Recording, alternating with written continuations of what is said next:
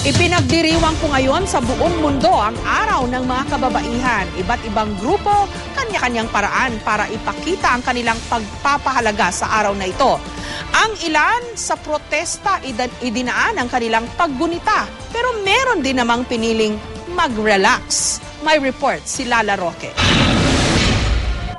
Sa Plaza Miranda, nagtipon-tipon ang iba't ibang grupo ng kababaihan bilang pagdiriwang sa International Women's Day ngayong araw. Bit-bit ang kanilang sulo. Nagmarcha ang libo-libo kababaihan patungong Mendiola. Sigaw nila ang pagbibigay ng pantay na oportunidad, pagtataas ng sweldo at seguridad sa trabaho ng mga kababaihan.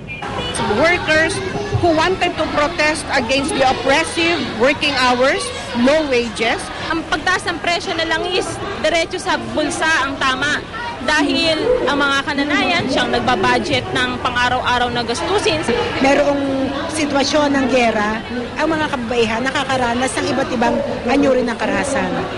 Zero naman ay binigay na grado ng Partido ng Manggagawa at Palea Women's Committee kay Pangulong Aquino sa usapin ng pangangalaga sa kapakanan ng kababaihan.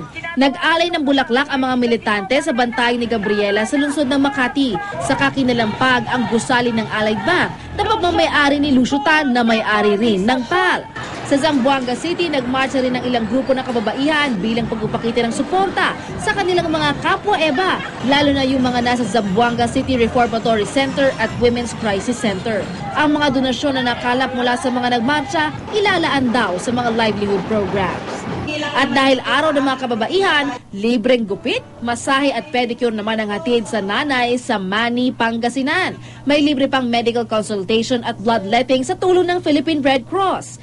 Maganda kasi libre na siyempre.